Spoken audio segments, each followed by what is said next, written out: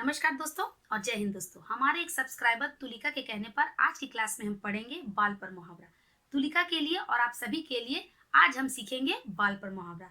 अगर आप विभिन्न तरह के मुहावरे के बारे में और अधिक जानकारी चाहते हैं तो हमारे इस चैनल को सब्सक्राइब करिए और बेल आइकन को जरूर दबाइए ताकि अगले आने वाले वीडियो की नोटिफिकेशन आपके पास समय पर पहुंचती रहे और आप विभिन्न तरह के मुहावरे के बारे में ज्ञान प्राप्त कर सके।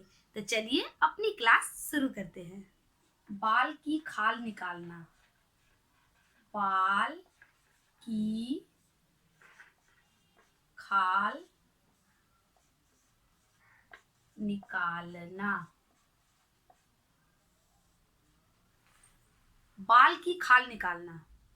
बहुत लोगों का आदत है कि बाल की खाल निकालते हैं।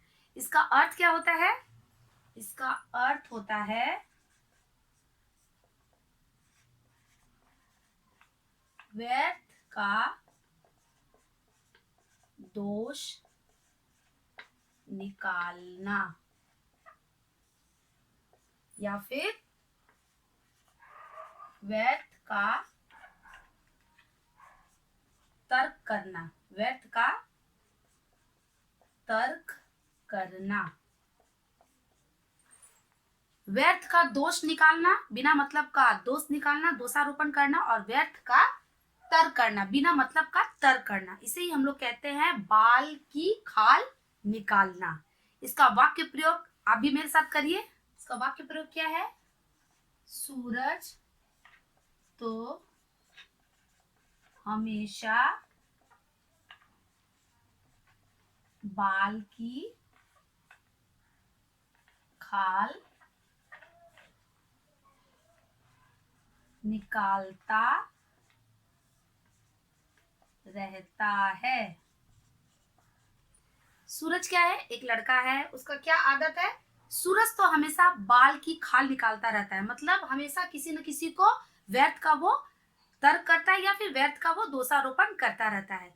मुहावरा क्या है? मुहावरा अपने सामान्य अर्थ को छोड़ हमेशा एक अलग विशिष्ट अर्थ की ओर इशारा करता है या उसका अर्थ बताता है। मुहावरे का प्रयोग करते समय अगर वाक्य का प्रयोग हम लोग कर लेते हैं तो मुहावरा समझना और भी आसान हो जाता है। बाल तक बांका न होना। बाल तक बांका न होना। आपने ऐसा मुहावरा सुना होगा, बाल तक बांका ना होना। आप बताइए इसका अर्थ क्या है? चलिए हम बताते हैं। इसका अर्थ होता है किसी प्रकार की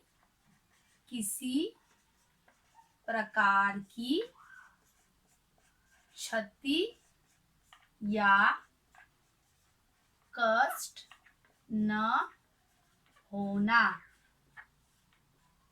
किसी प्रकार की क्षति न होना मतलब नुकसान न होना, और किसी प्रकार का कष्ट न होना, इसे ही हम कहते हैं बाल तक बांका न होना। बंदूक की गोली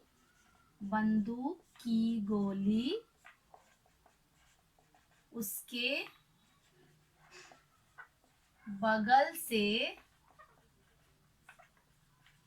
निकल गई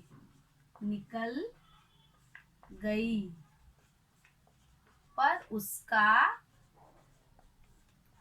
बाल भी बांका नहीं हुआ।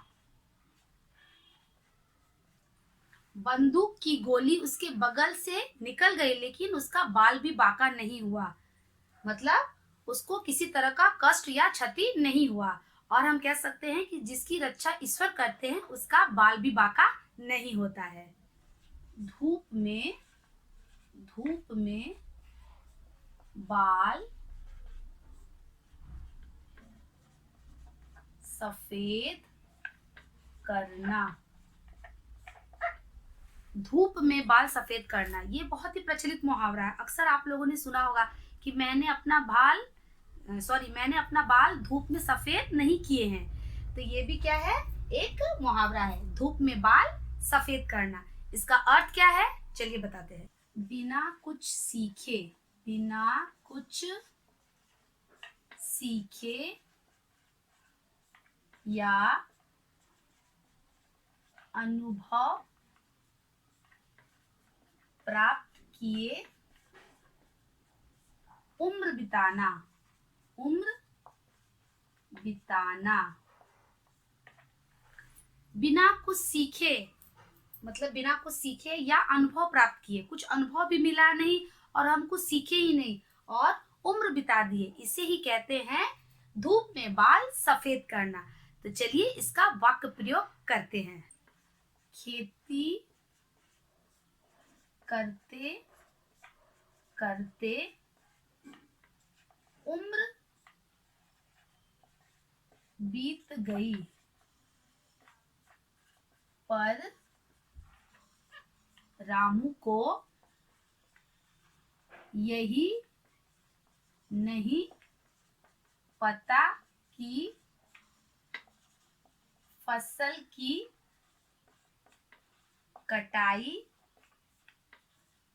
कैसे की जाती है।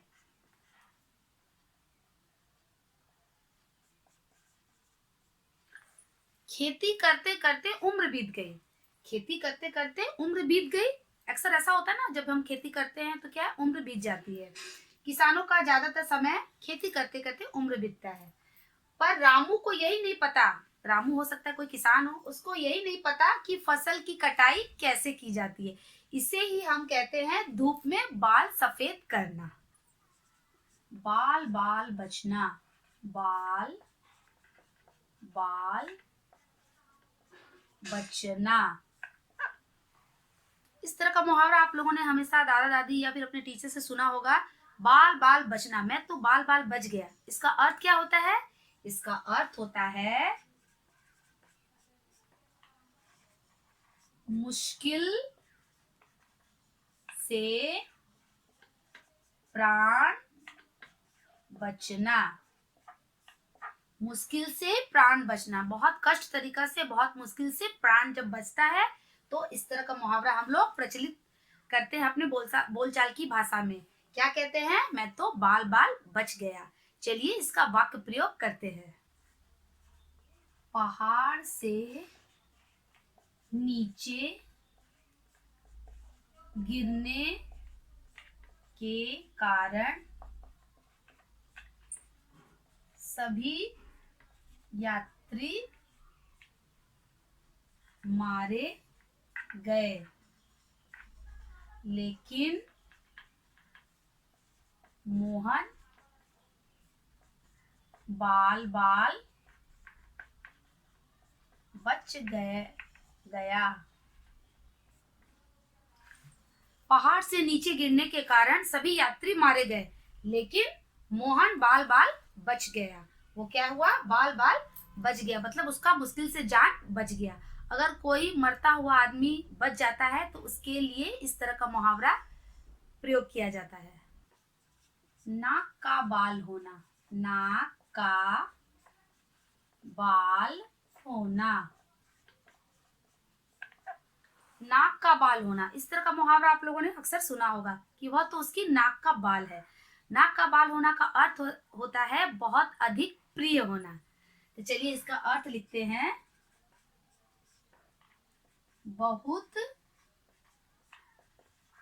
प्रिय होना या फिर प्रसन्न होना, प्रसन्न होना या फिर बाग बाग होना, बाग बाग होना। बहुत प्रिय होना और बाग बाग होना और प्रसन्न होना, इसे ही हम लोग कहते हैं नाक का बाल होना। नाक के अंदर हमारे बाल होते हैं, वो क्या करते हैं, बाहर का जो बैक्टीरिया है उससे हमें लड़ने में हमें मदद करते हैं, इसलिए नाक का बाल हमें बहुत प्रिय होता है। आइए इसका वाक्य प्रयोग करते हैं। सुदामा श्री कृष्ण के नाक के बाल थे। सुदामा क्या थे? श्री कृष्ण के नाक के बाल थे। सुदामा और श्री कृष्ण की मित्रता बहुत ही घनिष्ठ मित्रता थी, इसीलिए सुदामा श्री कृष्ण के नाक के बाल थे, मतलब बहुत अधिक प्रिय थे। या फिर बोल सकते हैं कि मोहन या सोहन, आजकल विधायक जी के नाक के बाल बने हुए हैं। छाती पर बाल होना, छाती पर बाल होना।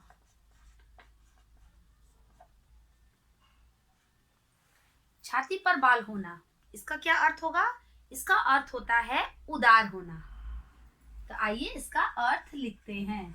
इसका अर्थ होता है उदार होना। अब चलिए आप भी मेरे साथ इसका वाक्य प्रयोग करिए। वाक्य प्रयोग करने से मुहावरा बहुत ही अच्छी तरह से समझ में आता है। नेताजी की बातों से आज ऐसा लग रहा है कि उनकी छाती पर बाल उग आए हों।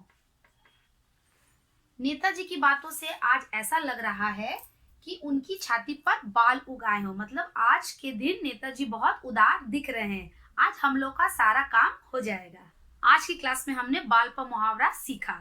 आशा करती हूँ कि आप भी इससे घर पर अच्छी तरह से अभ्यास करेंगे। तो मिलते हैं अपने आने वाले नेक्स्ट वीडियो में। तब तक के लिए बाय बाय।